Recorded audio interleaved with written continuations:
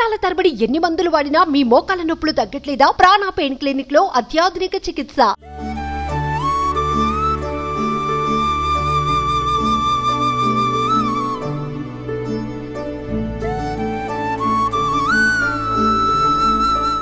ప్రస్తుతం మనం పిఠాపురంలో ఉన్నటువంటి పాదగయ క్షేత్రంలో ఉన్నాం. యాక్చువల్లీ ఇక్కడ చాలా స్పెషల్ ఏంటంటే 3 స్పెషల్స్ చెప్పాలి ఈ టెంపుల్ కి.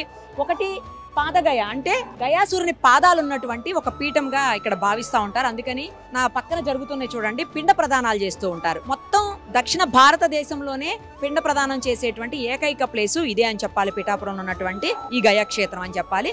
అలాగే దాంతో పాటు ఇంకొకటి 18 శక్తిపీఠాల్లో ఒకరైనటువంటి 10వ శక్తిపీఠం పురుహూతిక అమ్మవారి శక్తిపీఠం కూడా ఇక్కడ ఉంటుంది. ఇంకొక మరో విశిష్టత ఏంటంటే, 3వ విశిష్టత దత్తాత్రేయ స్వామి స్వయంభూగా వెలిసినటువంటి స్వామివారు. మనకి భారతదేశం అంతా ఎక్కడ చూసుకున్నా కూడా కేవలం మనం స్థాపించినటువంటి లేదా మనం పెట్టినటువంటి విగ్రహాలు. బట్ ఇక్కడ మాత్రం దత్తాత్రేయ స్వామి స్వయంభూగా వచ్చినటువంటి దేవదేవుడు. సో ఈ విశేషాలన్నీ కూడా ఒకసారి చూసేద్దాం, వచ్చేయండి. నేను ఇందాక చెప్పాను కదా, గయాసురుని పాదాలు ఉన్నటువంటి స్థలం ఇది. చాలా పురాతనమైనటువంటి స్థలము, అలాగే చాలా విశిష్టత కలిగినటువంటి స్థలం కూడాను. అవిగా అక్కడ పాదాలు కనిపిస్తున్నాయి, ఒకసారి మీరు చూడొచ్చు. సో అందుకోసమనే ఇక్కడ మొత్తం పిండ ప్రదానాలు జరుగుతూ ఉన్నాయి. అది చాలా స్పెషల్ అనమాట. నేను ఇందాక ఆల్రెడీ చెప్పాను కదా, అదే స్పెషల్ ఇక్కడ.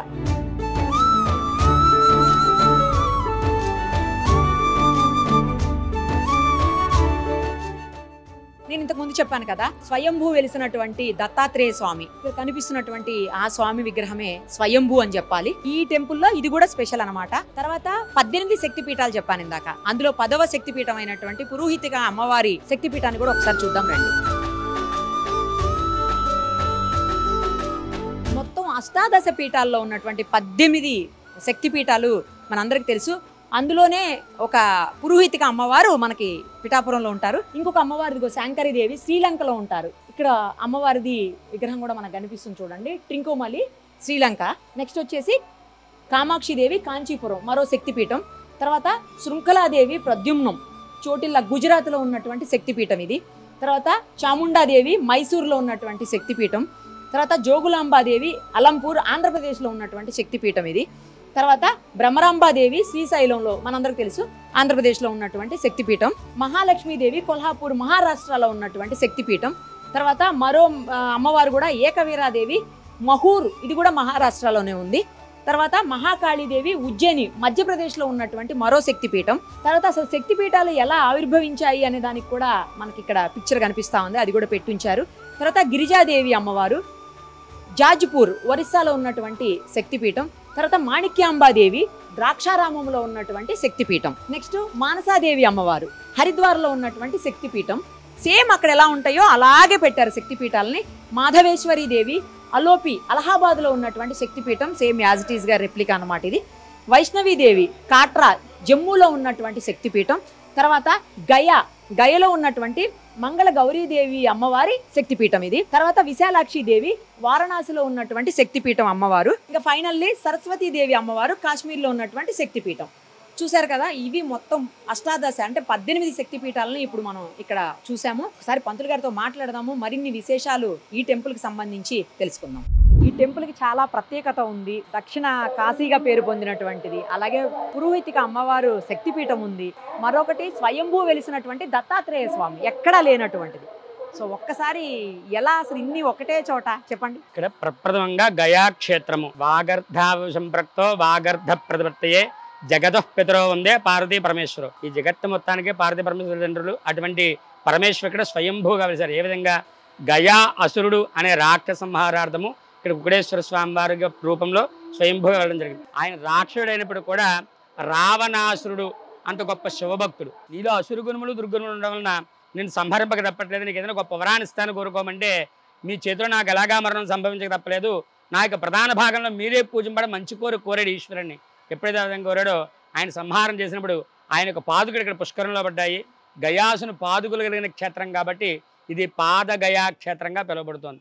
ఎప్పుడైతే తనే పూజింపడానికి కూడా ఆ విధంగా లోపల శరీరూపంలో స్వయంభూగా ఉండిపోయారు స్వామివారు ఈశ్వరుడు కుక్కుడేశ్వర స్వామి. ఎప్పుడు తనే ఆరాధింపబడానికి కూడా ఈశ్వరుడు బోలాశంకరుడు కాబట్టి ఆ కోరిక పరమానందపడి ఇంకో గొప్ప వరం ఇచ్చాడు. ఈ యొక్క భరతఖండం భారతదేశంలో మాత్రమే తల్లిదండ్రులను బతికుండగా పూజించడమే కాకుండా చనిపోయిన తర్వాత పితృకార్యాలు చేస్తుంటారు. ఈ పితృకార్యాలు చేసినప్పుడు నీ యొక్క పేరు చెప్పి వదిలిపెట్టిన తర్పణమే ఆ పితృదేవత చెందుతుంది. అంటే ఈ రోజుకి ఒక్కరి తర్పణం వదిలిపెట్టినప్పటికీ గయాయాం దత్తమస్తు, గయాయాం సార్థమస్తు, గయేయం గయేయం గయేయం అని చెప్పి వదిలిపెడతారు. అంటే రాక్షసనామం ఉచ్చరిస్తే కానీ పితృదేవత ముఖ్యంగా గొప్ప వరాన్ని ఇక్కడ ఈశ్వరుడు వారు ఆయనకి గయాసుడికి ఇవ్వడం జరిగింది. ఈ విధంగా దశరథ మహారాజు చనిపోయినప్పుడు రాములు వారు అరణ్యవాసంలో ఈ గయాసుని పేరు స్మరించినట్లుగా పురాణాలు చెప్పబడుతుంది. అంటే ఎప్పటి రాములు వారు? త్రేతాయుగంలో రాములు వారు. అలాగే ఈ యొక్క పాదుకలు ఇక్కడ పడ్డాయి గయాసునివి. నాభిస్థలం ఒరిస్సా దగ్గర జాజ్పూర్ దగ్గర పడింది, దాని నాభి గయ అంటారు. అలాగే కాశీ దగ్గర గయ ఉంది కదా, ఈయన పేరు మీద గయ అని పేరు వచ్చింది. అక్కడ ఆయన అక్కడ శిరోస్థానం పడింది, శిరస్థానం, అక్కడ శిరోగయ అంటారు. కాశీలో కాశీ దగ్గర గయలో పడింది, ఆయన పేరు మీద గయ అని పేరు వచ్చింది. అక్కడ శిరస్థానం పడింది, శిరోగయ. ఇప్పుడు త్రిగయ క్షేత్రాల పడింది. ఎప్పుడైతే ఏ విధంగా ఆయనకు వరం ఇచ్చారో ఆ విధంగా ఇక్కడ పితృదేవతలకు సంతుష్టి గురించి ఇక్కడ పితృతర్పణాలు పితృకార్యాలు చేస్తూ ఉంటారు. ఈ విధంగా ఇక్కడ వ్యాసుల వారు ఇక్కడ కుక్కుడేశ్వర స్వామి వారిని, దత్తాత్రేయ స్వామి వారిని, పురుహూతిగా అమ్మవారిని, వీరి ముగ్గురిని ఇక్కడ స్వయంగా వచ్చి సేవించి ధరించినట్టుగా వారు రాసిన అష్టాదశ పురాణాల్లోని స్కాంద పురాణము, భీమఖండము, తృతీయాశ్వాసము 3వ అధ్యాయంలో ఈ స్వామివారి మీద వారు ఒక శ్లోకం చెప్పారు. అధవింధ్య చలోపాంతే త్రిలోత్ కళింగదేశౌ స్కందో సమీపే శ్రీ భీమమండలస్య పురోత్తమం నవఖండాన్వితఖండ క్షోణీమండల మండలం కేదార కుంభకోణాది సమం మహత్ కుంభీకోణ కుక్కుడేశ్వర స్థానుస్థానంబు మోక్షధామంబులింద్రున్. ఉత్తరాదున్నది కేదారము, దక్షిణాదున్నది కుంభకోణము. దీనికి సమానమైనటువంటి ఎక్కడ ఉన్నారు ఈయన? కళింగ ఉత్కల ప్రాంతం, కళింగపట్నం అంటే ఒరిస్సా, ఒరిస్సాకి దగ్గర ఉన్నటువంటి భీమమండలము. మన అరసవల్లి అని చెప్పి సూర్యనారాయణమూర్తి వారి క్షేత్రం ఉంది. ఆ అరసవల్లి మొదలుకొని అమరావతి ఊరుకున్న ప్రాంతానంతటిని కూడా భీమమండలం అని పిలుస్తారు. ఈ భీమమండలం పురోత్తమైనటువంటి ఈ కుక్కుడేశ్వర స్వామి వారిని కానీ విరుధ స్థానువులు స్వయంభూ దత్తాత్రేయ స్వామి వారు, పురుహూతిగా అమ్మవారు, స్థానంబు మోక్షధామం బృంద్రును. ఈ 3 స్థానాల్లో ఏ ఒక్క స్థానాన్ని సేవించినప్పటికీ ముక్తి మోక్షం లభించబడతాయి. అంటే మన పూర్వీకులు ముళ్ళు ఋషులు కూడా కొన్ని వందల సంవత్సరాల పాటు ఈ ముక్తి మోక్షాల గురించే తపస్సులు చేసేవారు. ముక్తి మోక్షం అంటే ఏమిటయ్యా? మనం ఈరోజు అనేక కోరికలతో దేవుణ్ణి సేవిస్తుంటాం. మనలో ఎటువంటి కోరిక లేకుండా ఈ దేహం లోపల ఉండే జీవుడనే ఆత్మని దైవంలో ఐక్యం చేయకపోవడమే మోక్షము. మనంత శ్రమ పడక్కర లేకుండా వీరి యొక్క దర్శన సేవా భాగ్యాల చేత మాత్రమే ఆ ముక్తి మోక్షాన్ని మనం పొందకోరుతాము. మునివర నిజ శిష్య సమావసతు. మునులతోటి శిష్యులతోటి నే వచ్చి సేవించి ధరించాను ఇంత నిజము శుభ అని చెప్పి ఎవరు చెప్పారండి? వ్యాసుల వారు చెప్పారు. వ్యాసో నారాయణ రే, నారాయణ కాలంలో వ్యాసుడు. అటువంటి అంత పురాతనమైన స్వామివారు వచ్చి ఇక్కడ దర్శించారంటే అతి పురాతనం, ప్రాశస్యం, స్వయంభూ ఇక్కడ ఉన్నవన్నీ కూడా. అలాగే ఇక్కడ నెక్స్ట్ దత్తాత్రేయ స్వామి, తర్వాత ఉన్నది దత్తాక్షేత్రము. భారతదేశం మొత్తం మీదే ఏకైక శిలా విగ్రహంలో ఉన్న స్వయంభువమూర్తి స్వామి. మొత్తం అన్ని చోట్ల కూడా నిర్గుణ పాదుకుల్లో మాత్రమే స్వామివారు సేవింపబడుతూ ఉంటారు.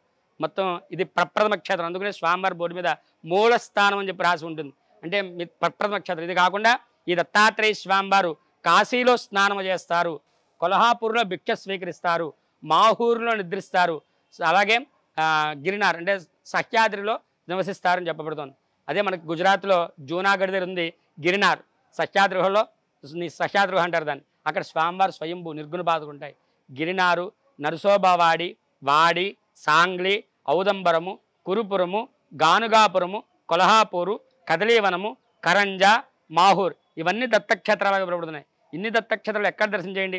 మనకు గానుగాపురం బెలంలోంచి చూపిస్తారు, కన్నంలోంచి. అక్కడ కూడా స్వామివారి నిర్గుణ పాదుకులు మాత్రమే ఉంటాయి. ఈ ఒక్కచోట మాత్రమే పూర్తిగా మూర్తి రూపంతో స్వయంభూసిన విగ్రహం ఉంది. అది కూడా వ్యాసకరార్చిత. వ్యాసుల వారి దత్తాత్రేయ స్వామివారిని చూస్తూ ఒక వాక్యం చెప్పారు. శ్రీ కరుణామృత కల్పతరువై శ్రీ దత్తాత్రేయ అమృతహస్తములు సుధన గురుడన్. ఈ యొక్క దత్తాత్రేయ స్వామివారి దర్శనానికి వచ్చినప్పుడు వారికి ముఖము కరుణామృతం ఉంటుంది, వారికి అమృత కలసము.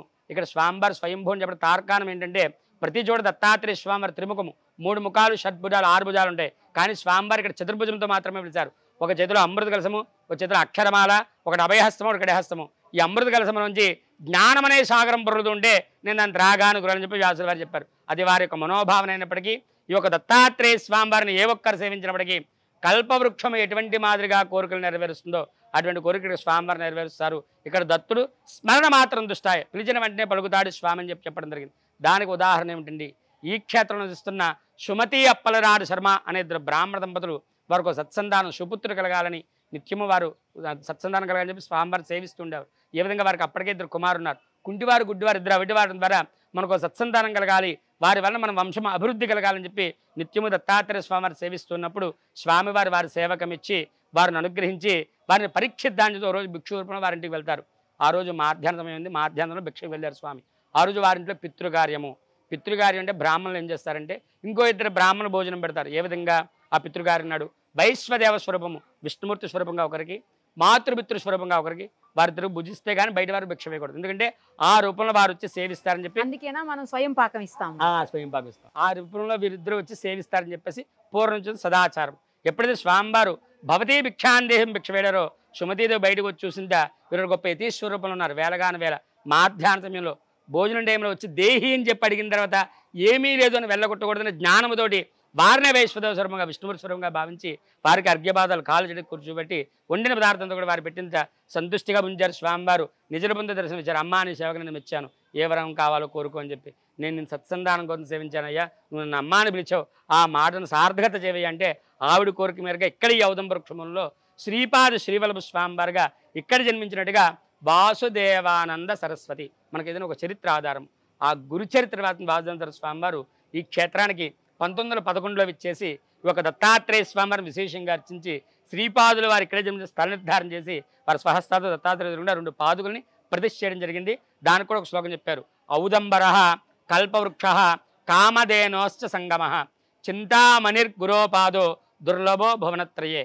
ఏ ఔదంబర వృక్షం కింద ఉన్న ఏ గురు పాదుకుల్ని ఏ ఒక్కరు సేవించినప్పటికీ కల్పవృక్షము, కామధేనువు, చింతామణి ఈ 3 కోరిన కోరికలు నెరవేర్చినవి. అంతకన్నా విశేషమైన ఫలితాన్ని సమయ పాదుకులు, అంతకన్నా దుర్లభమైనవి. ప్రతి ఒక్కరూ వచ్చి ఈ పాదుకుల్ని సేవించి తరించండి అని చెప్పి.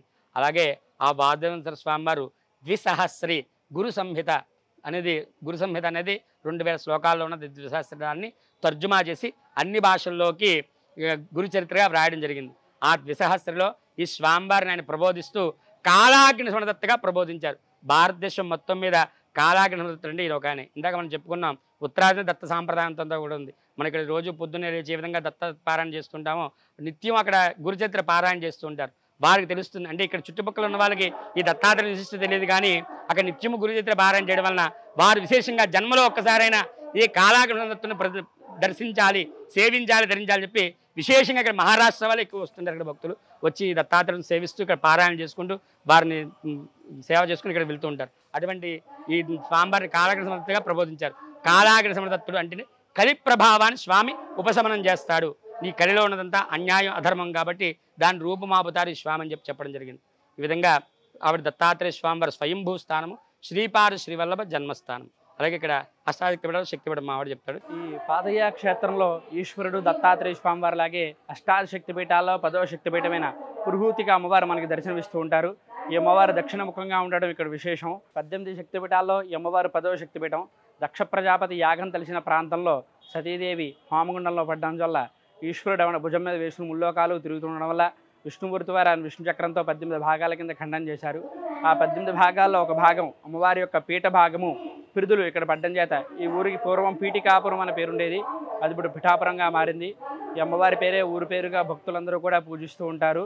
ఈ అమ్మవారి దక్షిణముఖంగా శ్రీచక్రం మీద కూర్చుండడం ఇక్కడ విశేషం. ఈ అమ్మవారిని కన్నా ఆరాధన చేస్తే సకల సౌఖ్యాలు, శుభాలు అన్నీ కూడా జరుగుతుంటాయని చెప్పి ఈ అమ్మవారి యొక్క విశేషం. మొత్తం ఈ విధంగా ఒకే చోట హరిహరుద్రు, హరిరూపం ఈశ్వరుడు కుక్కడేశ్వర స్వామి, హరిరూపం దత్తాత్రేయ స్వామి, శక్తి రూపం అమ్మవారు, పురుహూతిక అమ్మవారు ఒకే చోట స్వయంభూగా వేయడము, దత్తాత్రేశ్వర్ ప్రథమోదారణ శ్రీపాదులకు జన్మించడం, గయాక్షేత్రం కావడము. ఇన్ని విధాలుగా అది పురాణ విశిష్టత కలిగిన పుణ్యక్షేత్రం. మనం ఏ ఒక్క క్షేత్రానికి ఉన్నప్పటికీ ఒక విష్ణు క్షేత్రము, ఒక శివక్షేత్రము ఉంటుంది. ఇక్కడ హరిహరుద్రు ఉన్నారు, అలాగే స్వయంభూగా ఉన్న మాత పురుహూతిగా మా శక్తిపీఠం ఉంది. దత్తాత్రేయ ప్రథమోదారణ శ్రీపాదు జన్మించడము, గయాక్షేత్రం కావడము. ఇన్ని విధాలుగా ఇది పురాణ విశిష్టత కలిగిన పుణ్యక్షేత్రం. ఇంత గొప్ప క్షేత్రాన్ని లైఫ్ లో ఒక్కసారైనా ఖచ్చితంగా దర్శనం చేసుకొని తీరాలి. తప్పకుండా దర్శనం చేసుకోవాలి.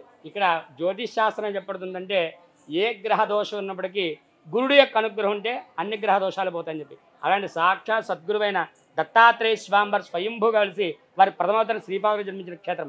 ఇటువంటి క్షేత్రంలో ఎవరైతే కాలు పెట్టారో వారి యొక్క గ్రహబాధలన్నీ కూడా పటాపంచలైపోతాయి, అన్ని పోతాయి అని చెప్పేసి ఇక్కడ నానుడి. అలాగే ఇక్కడ అమ్మవారి శక్తి క్షేత్రము. ఇక్కడ అమ్మవారి విశిష్టత ఏంటంటే శ్రీచక్రం మేరు మీద ఉన్నారు అమ్మవారు. ద్రాక్షారంలో మాణిక్యాంబ అమ్మవారి కింద ఉన్నది రాతి చక్రము, ఇక్కడ ఉన్నది పంచలోహ చక్రము. ఇటువంటి అమ్మవారిని దర్శించి సేవించడం ద్వారా భక్తుల యొక్క మనోభీష్టం నెరవేరుతుంది, స్త్రీలకు దీర్ఘ సౌమంగళ్య ప్రాప్తి సౌభాగ్యం తిరుగుతుంది చెప్పారు. అలాగే ఇందాక మా వాడు చెప్పినట్టు, మా అల్లుడు చెప్పినట్టుగా ఇక్కడ అమ్మవారు దక్షిణాభిముఖంగా ఉన్నారు. ఇటువంటి అమ్మవారిని సేవించడం ద్వారా శత్రు జయం కలుగుతుందని చెప్పి ప్రత్యేకంగా చెప్పబడుతుంది అమ్మవారిని సేవించడం ద్వారా. ఇక్కడ ఈ మాట తెలిస్తే అండి రేపు నుంచి క్యూ కడతారు ఈ గుడికి. రక్షణ శాఖ పోలీసులు శాఖ వారు ఇక్కడ ఎక్కువ వచ్చి అమ్మవారిని కొలుస్తూ ఉంటారు శత్రు జయం కలగడానికి. శత్రు జయం కలగడం కోసం.